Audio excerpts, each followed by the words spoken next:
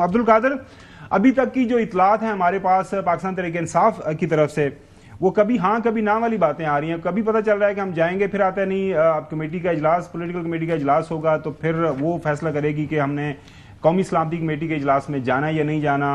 अभी तक फैसला क्या है या अभी फैसला होना है इस हवाले से?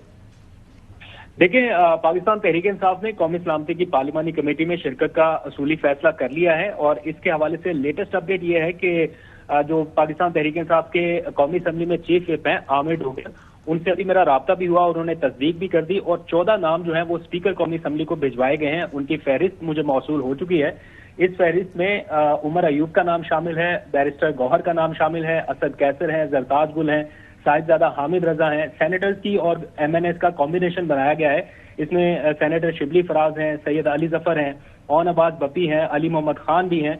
तो 10 के करीब MNS हैं और 4 के करीब सेनेटर्स हैं। तो लेकिन अब्दुल कादिर, यहाँ पे सवाल ये पैदा होता है कि क्या स्पीकर की तरफ से उनको इनवाइट गया है, उनको कहा गया कि आप 14 लोगों को नॉमिनेट करें, या फिर बजाते खुद ही पाकिस्तान तहरीक इंसाफ ने ये फैसला कर लिया है कि हम इतने लोग इस इजलास में जाएंगे?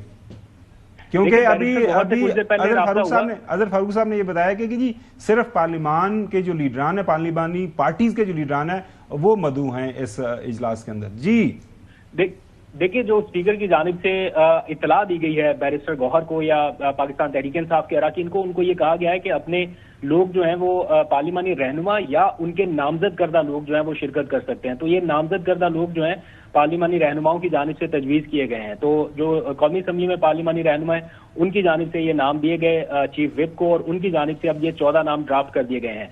लेकिन एक कवर रखा गया है कि पाकिस्तान तहरीक इंसाफ की एक पॉलिटिकल कमेटी का इजलास अब से कुछ देर बाद होने जा रहा है, तो उसमें उसूली फैसला या मंजूरी या आप कह लीजिए तौसीक की जाएगी इन 14 नामों की। आगे फिर स्पीकर की सवाबदीद है कि वो इन 14 नामों पर इत्तफाक करते हैं या कुछ नाम कम करने के लिए बोलते हैं। अदरवाइज PTI का ये असूली मौकफ यही है कि वो इस इजलास में शिरकत करेगी, क्योंकि बैरिस्टर बहुत समझते हैं, उनका भी ये मौकफ है कि दहशतगर्दी की हालिया लहर इतनी शिद्दत से है कि इस पे कोई कॉम्प्रोमाइज होना नहीं चाहिए।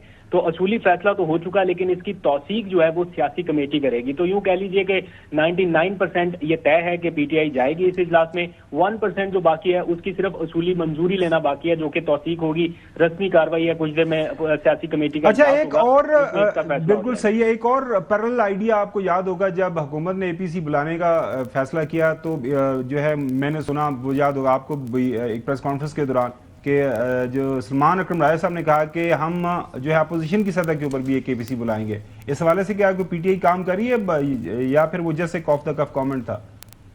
देखिए, ये ऑपोजिशन ने तजवीज दी थी कि एक ऑल पार्टीज कॉन्फ्रेंस बुलाई जाए। ऑपोजिशन का तो अपना एक सरबराही इजलास हो रहा है तहरीक तहफ़्फ़ुज़ आईन पाकिस्तान के प्लेटफॉर्म पर, वो इसी हफ्ते अनाउंस कर दिया गया है कि इसी हफ्ते होगा। जो ऑपोजिशन ने तजवीज दी थी वो ऑल पार्टीज कॉन्फ्रेंस बुलाने की थी, लेकिन अब ऑल पार्टीज कॉन्फ्रेंस नहीं हो रही, उसकी बजाय कौमी सलामती की पार्लिमानी कमेटी का इजलास होगा, तो PTI इसी में शिरकत करेगी।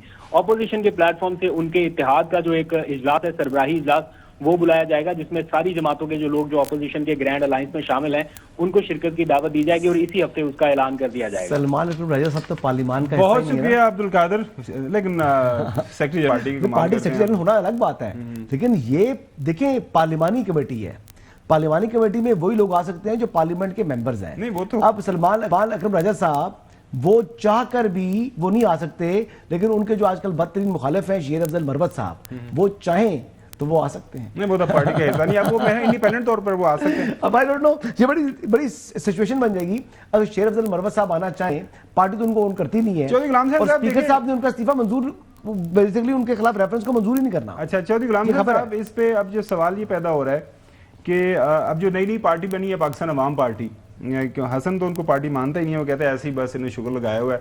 पाकिस्तान अवाम पार्टी, शाहिद खाकान अब्बासी साहब हैं, मिफ्ता इस्माइल साहब हैं, अब फॉर्मर प्राइम मिनिस्टर भी रहे हैं, और जाहिर है मिफ्ता इस्माइल साहब मुश्किल वक्त में उन्होंने फाइनेंस को भी संभाला हुआ है।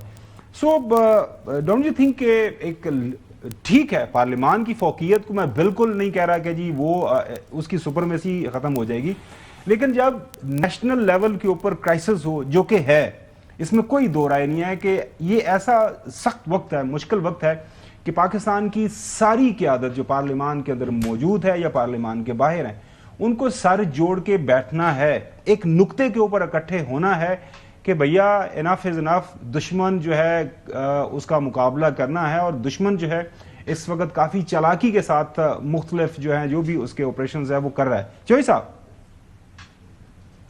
नहीं, मैंने पहले भी कहा है कि ये भी हो गई और एपीसी भी होगी इन वन फॉर्म और दी अदर। हो सकता है ईद से पहले हो जाए या बाद में हो जाए, क्योंकि आप सारे मुल्क को और सारी पार्टियों को साथ लेके चलेंगे तो इस बड़ी खराबी का आप मुकाबला करेंगे। अल्लाह ताला मेहरबानी करे, कौम और फौज इसका मिल के मुकाबला करें और दुश्मन को शिकस्त दी जाए।